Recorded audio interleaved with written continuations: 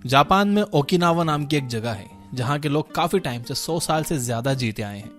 हमारे यहाँ बहुत कम लोग हैं जो 100 की एज को क्रॉस कर पाते हैं, लेकिन इस जगह पर बहुत कम लोग हैं जो नेचुरल कॉजेज की वजह से 100 साल से पहले मर जाते हैं। इनफैक्ट आपको यहाँ पर 80 साल की उम्र के लोग खेतों में मेहनत करते हुए मिल जाएंगे। इकिगाई नाम के बुक में कुछ राइटर्स ने इस कल्चर को एक्सप्लोर किया और ये देखा कि आखिर ये लोग ऐसा क्या कर रहे हैं जो कि ये लंबे टाइम तक जी पाते हैं। इन्हें ज्यादा बीमारी नहीं होती और ये ओल्ड एज में भी काफी फिट और एक्टिव रहते हैं। वैसे तो इस बुक में हेल्थ के काफी सारे एस्पेक्ट्स को एक्सप्लोर किया गया है, जैसे yoga, physical activity and work life culture. लेकिन इस वीडियो में हम स्पेसिफिकली देखेंगे इस कल्चर में लोगों के खाने से रिलेटेड हैबिट्स क्या हैं। हम देखेंगे कि यहाँ के लोग किस तरह से अपने खाने को खाते हैं जिससे ना सिर्फ ये लंबा जीते हैं बल्कि इन्हें बीमारियां भी कम होती हैं और ये बूढ़ी उम्र में भी खेतों में काम कर पाते हैं। सबसे पहले आपको ये समझना होगा कि खाना आपकी बॉडी में पचता कैसे एंड आपकी बॉडी में खाना सच में पच रहा है या सड़ रहा है। खाने का डाइजेशन हमारे मुंह में ही स्टार्ट हो जाता है। हमारे मुंह में प्रोड्यूस होने वाला सलाइवा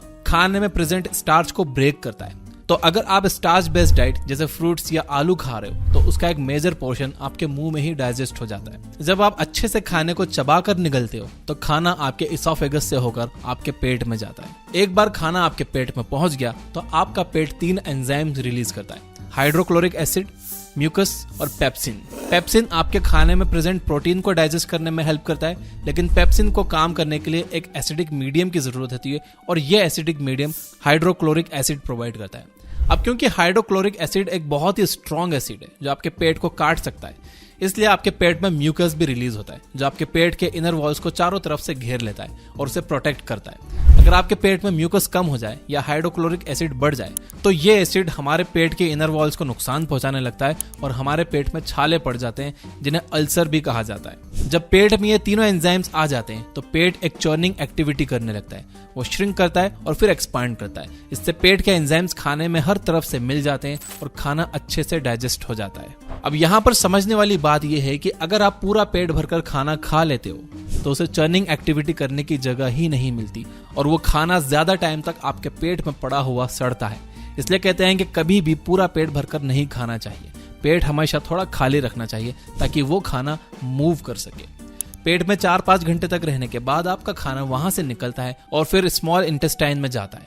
यहाँ उसकी मुलाकात बाइल जूस से होती है जो कि आपके लीवर में प्रोड्यूस होता है। बाइल जूस आपके खाने में प्रेजेंट फैट को डाइजेस्ट करता है। इसके अलावा यहाँ पर आपके खाने में कुछ पैनक्रियाटिक और इंटेस्टाइनल जूसेस भी मिक्स होते हैं जो प्रोटीन को और डाइजेस्ट करने का काम करते हैं। इंटेस्टाइन्स में पेरिस्टोलिसिस मूवमेंट होता है जिसके हेल्प से खाना आगे की तरफ मूव करता है। इसीलिए फिजिकल एक्टिविटी बहुत जरूरी है। जब आप फिजिकल एक्टिविटीज करते हो तो इंटेस्टाइन्स के लिए पेरिस्टोलिसिस मूवमेंट और आसान हो जाता है। रास्ते में आपके स्मॉल इंटेस्टाइन्स की वॉल आपके खाने से न्यूट्रिएंट्स को अब्सॉर्ब करके उसे आपके ब्लड सेल्स तक पहुंचा देती है। जो खाना सही से डाइजेस्ट नहीं हो पाता वो बाकी के वेस्ट मटेरियल के साथ आपके लार्ज इंटेस्टाइन में चला जाता है और वहां से बाहर निकल जाता है। अब जब आप डाइजेशन के प्रोसेस को अच्छे से समझ गए हो तो आइए देखते हैं कि आप किस तरह से अपने ईटिंग हैबिट्स को इंप्रूव कर सकते हो। और ये वीडियो का सबसे इंपॉर्टेंट पार्ट है, ध्यान से सुनना। Number 1, chew your food well.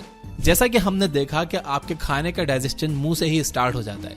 अगर आप खाने को अच्छे से चबाओगे नहीं तो आपके खाने में प्रेजेंट स्टार्च का डाइजेशन अच्छे से नहीं हो पाएगा। इसके अलावा हमने देखा कि आपका पेट एक चर्निंग एक्टिविटी करता है जिससे पेट के सारे एंजाइम्स फूड में अच्छे से मिक्स हो जाते हैं। इमेजिन करो कि आपने अपने खाने को अच्छे से नहीं चबाया और आपके पेट में कुछ सॉलिड फूड पार्टिकल्स चले गए। ऐसे में वो एंजाइम्स आपके खाने में अच्छे से मिक्स नहीं हो पाएंगे और वो सॉलिड फूड अच्छे से डाइजेस्ट नहीं होगा। इसके साथ ही वो आपके स्मॉल इंटेस्टाइन में भी अच्छे से अब्सॉर्ब नहीं होगा, यानी आपको उस खाने में मौजूद जो न्यूट्रिएंट्स मिलना चाहिए थे वो मिलेंगे ही नहीं। तो आपका उसे खाने या ना खाने का कोई फायदा ही नहीं हुआ। इसलिए अपने खाने को हमेशा अच्छे से चबाकर खाइए। ओकिनावा आइलैंड के लोग 1 घंटे तक बैठकर खाना खाते हैं।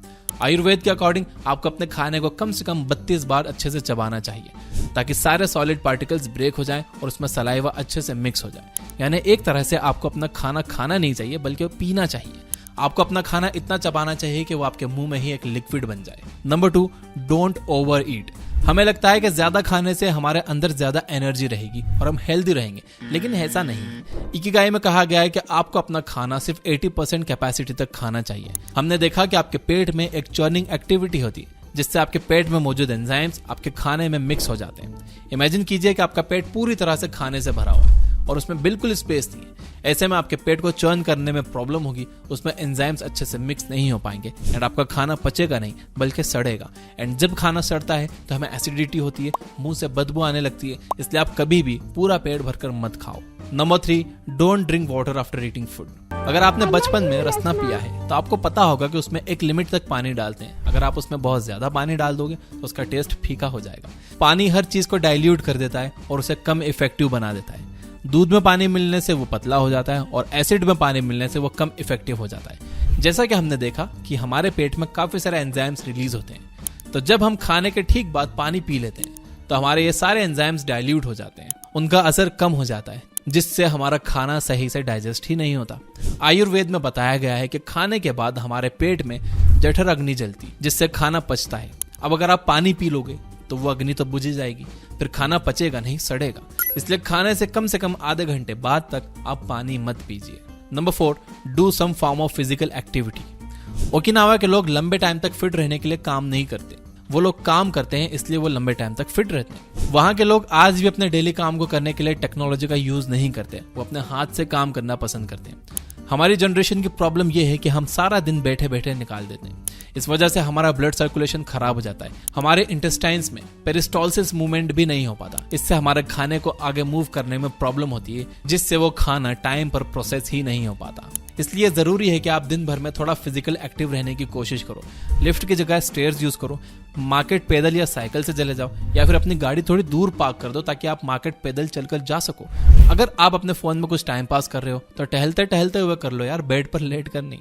नंबर 5, ईट फाइब्रस फूड। जब आप एक एप्पल खाते हो तो कुछ टाइम के बाद एप्पल का सारा जूस निकल जाता है और आपके मुंह में सिर्फ फाइबर बच जाता है। ये फाइबर डाइजेशन प्रोसेस को इम्प्रूव करने का काम करता है। हरी सब्जियां और फ्रूट्स में बहुत सारे फाइबर होते हैं। जब आप फाइबरस फूड खाते हो तो फूड आपके पेट में एक साथ अच्छे से मूव कर पाता है और आपका डाइजेशन भी सही हो पाता है। अगर आप एप्पल छील के खा रहे हो या सिर्फ उस फ्रूट का जूस पी रहे हो तो इससे आपका पेट पूरी तरह से साफ नहीं होगा। इसलिए आप अपने डाइट के साथ हमेशा कुछ ना कुछ फाइबरस आइटम जरूर रखिए। खाना खाने का एक सिंपल रूल आप याद रख लो, आपको 100 साल पीछे जाना है। जो चीज 1900 से पहले खाते थे आप उसे खाइए, जैसे कि दाल, सब्जी, रोटी, ओट्स, मीट, फ्रूट्स एक्सेट्रा। जो चीज साल 1900 से पहले एग्जिस्ट तो करती थी लेकिन लोग उसे कम खाते थे, आप उसे भी कम खाओ, जैसे कि शुगर। और जो चीज साल 1900 से पहले एग्जिस्ट ही नहीं करती थी आप उसे जितना ज्यादा हो सके उतना ज्यादा अवॉइड करो। इस कैटेगरी में आपके सारे प्रोसेस्ड फूड आइटम और जंक फूड आ जाते हैं। अगर आप इस सिंपल से रूल को फॉलो करोगे तो आपको पेट से रिलेटेड कोई प्रॉब्लम नहीं होगी और लंबा जियोगे और हेल्दी और फिट रहोगे।